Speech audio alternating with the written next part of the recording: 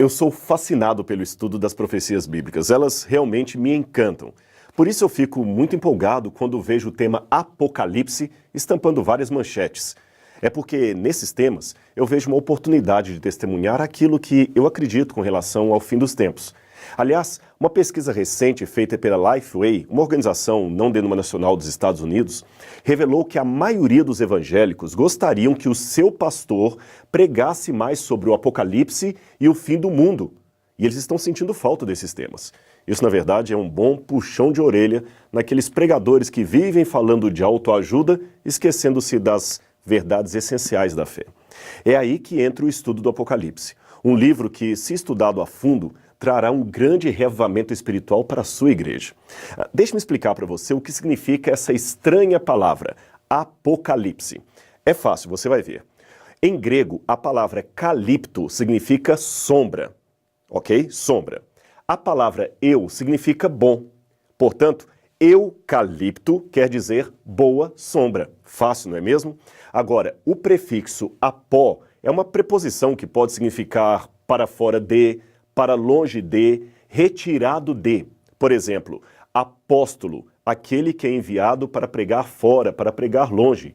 Apostasia, aquele que sai do meio do povo de Deus, e assim por diante. Portanto, quando eu junto a palavra apó, para fora de, com calipto, sombra, você encontra o termo apocalipto ou apocalipse, isto é, para fora da sombra, para longe da sombra. Ora, o que está longe ou fora da sombra está às claras, está revelado. Por isso que Apocalipse significa revelação. Legal, não é mesmo? Ele é a revelação de Jesus Cristo, que Deus lhe deu para mostrar aos seus servos aquelas coisas que em breve deveriam começar a acontecer. Mas o fato de ser uma revelação de Deus não impede que haja entre os cristãos sinceros diferenças de opinião a respeito desse livro e, por isso, eu queria começar citando uma frase de Santo Agostinho que, para mim, é texto de cabeceira. Santo Agostinho dizia que, no que é essencial, devemos ter unidade. No que não é essencial, podemos ter diversidade ou liberdade. Mas, em tudo, é obrigatório que tenhamos caridade ou amor, especialmente por aquele que pensa diferente de mim. É por isso que, com muito respeito, eu creio que vou chocar alguns irmãos evangélicos que seguem as minhas redes sociais. Então, você está preparado para o choque? Pois bem, lá vai. Eu não creio no arrebatamento da igreja. Pronto. Mas como? Será que o Rodrigo Silva perdeu a sua fé? Não é nada disso. E talvez você se surpreenda em saber que eu não estou sozinho nisto.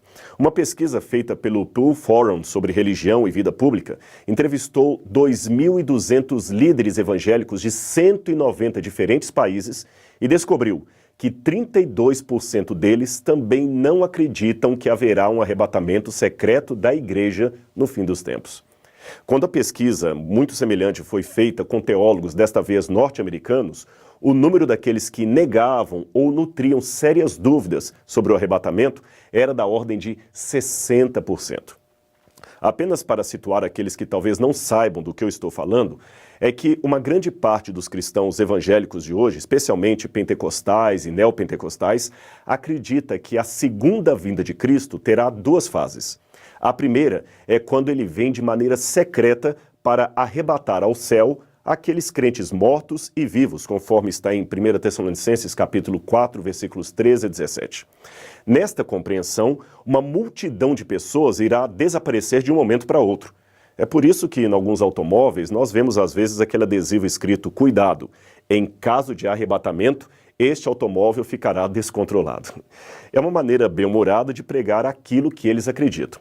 Bem, continuando então, em virtude desse suposto desaparecimento da igreja, que seria arrebatada por Cristo, haverá então 7 anos de tribulação na terra, governada pelo anticristo, que perseguirá o país de Israel, e nesse momento os judeus deverão se converter a Jesus. Então só depois disto é que Cristo volta, aí sim, numa segunda fase, em glória e majestade, em companhia daqueles que já haviam sido arrebatados anteriormente, e então reina 1000 anos sobre a terra. É mais ou menos isto que ensina o dispensacionalismo ou a doutrina do arrebatamento secreto. No entanto, talvez poucos saibam, mas apesar do fascínio que essa visão traz sobre muitos crentes, esta não é uma doutrina claramente encontrada na Bíblia Sagrada. E mesmo que você diga não, está assim na Bíblia, deverá admitir que desde que o apóstolo João escreveu o Apocalipse até o ano de 1830, ninguém jamais falou dela. Ou seja, tivemos 1800 anos de cristianismo sem que ninguém sequer ouvisse falar do tal arrebatamento secreto. Quem primeiro pregou isto foi John Nelson Darby, um pregador anglo-irlandês. E sabe onde ele se inspirou? Nos escritos de um jesuíta espanhol chamado Francisco Ribeira, que projetou a profecia do anticristo para um longínquo futuro a fim de combater a doutrina ou o entendimento protestante da época que via o Apocalipse 13 como se cumprindo no poder papal da Europa. Isso é uma questão de história, eu não estou inventando, você pode checar as fontes. Os grandes reformadores, aqueles como Lutero, Calvino, Zwinglio, os irmãos Morávios, Wesley, nenhum deles acreditava no arrebatamento secreto da igreja. Pelo contrário, todos falavam apenas de uma única e clara volta de Jesus, que acontecerá em apenas um estágio e será visível e gloriosa em todo o mundo, e não num arrebatamento pré-tribulacionista.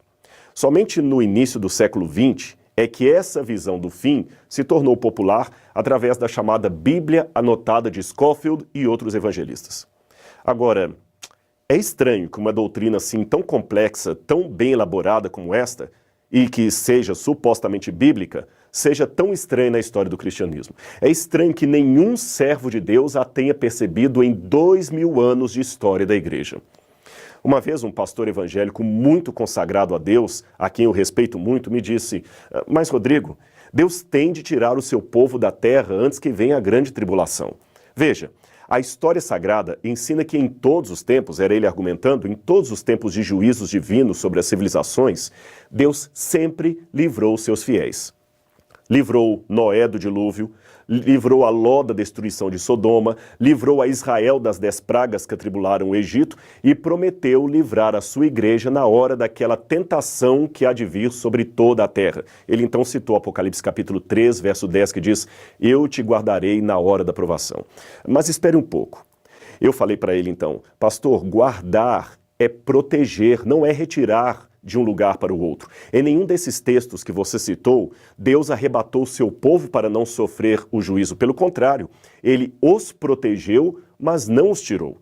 Jesus mesmo orou ao Pai: não peço que os tires do mundo, mas que os livres do mal. Veja, Noé estava protegido dentro da arca, mas permaneceu em meio ao dilúvio. Ló foi tirado pelos anjos, porém correndo em meio ao fogo que caía, e ele não foi arrebatado secretamente. Os hebreus, é claro, foram poupados das pragas no Egito, mas continuavam na terra de Faraó enquanto as pragas caíam. Com muito respeito pelos que pensam diferente, eu digo que não vejo na Bíblia Sagrada nenhuma passagem que ensine claramente a volta de Jesus em 2 estágios, um secreto, o outro visível. Mas eu sei que alguém ainda dirá: Rodrigo, Paulo deixou bem claro em Tessalonicenses que nós seremos arrebatados para encontrar com o Senhor nas nuvens, e ser arrebatado é ser tomado de modo súbito, sem que ninguém veja. Ora, confira o dicionário e você vai ver que arrebatado não tem nenhuma conotação de ato secreto, nem em português, nem no grego, que era a língua original do Novo Testamento. Tanto é que a palavra harpazo, ou arrebatar, pode ser traduzida por roubar em Mateus 12, 29. E veja que ela claramente tem o sentido de algo visível, pois Jesus diz nessa passagem que ninguém consegue roubar ou arrebatar a casa do valente a menos que o amarre. Ora, se fosse algo secreto, o valente nem perceberia. Eu sei que o valente, nesse texto da Bíblia, representa o inimigo de Deus. E, como ser espiritual, ele tem que ser amarrado para que a igreja seja salva ou arrebatada. Mas isto não invalida o argumento etimológico de que a palavra original não tem o sentido claro de ação oculta, secreta. Aliás, se você prestar atenção, todos os textos normalmente lidos como referentes ao arrebatamento secreto da igreja possuem em seu contexto um quadro maior de vinda inesperada, porém gloriosa, e visível em todo o mundo, até pelos ímpios. É claro que, pelo tempo, Eu não tenho como analisar passagem por passagem, mas eu cito apenas uma delas, que está em Mateus capítulo 24, versos 40 e 41. Ali diz: 2 estarão no campo, um será tomado e deixado o outro. 2 estarão no moinho, uma será tomada e deixada a outra. Será isto um arrebatamento secreto?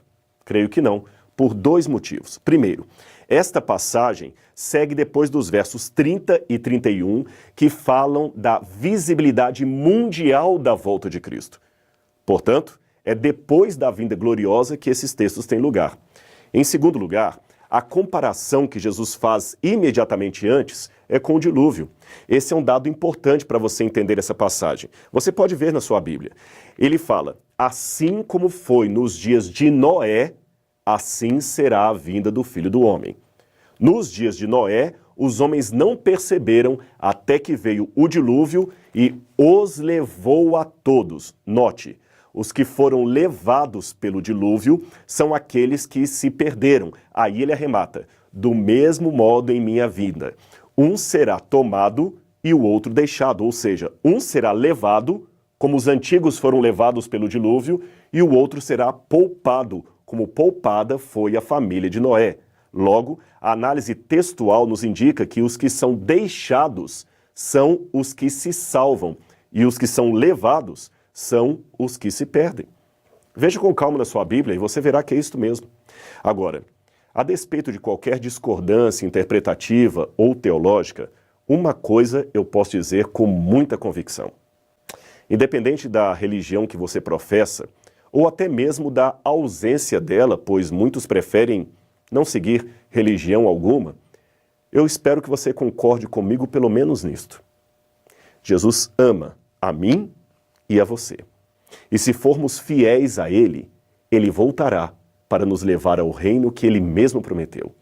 A sua promessa não falha, e o Apocalipse é a certeza que nós 2 temos disso.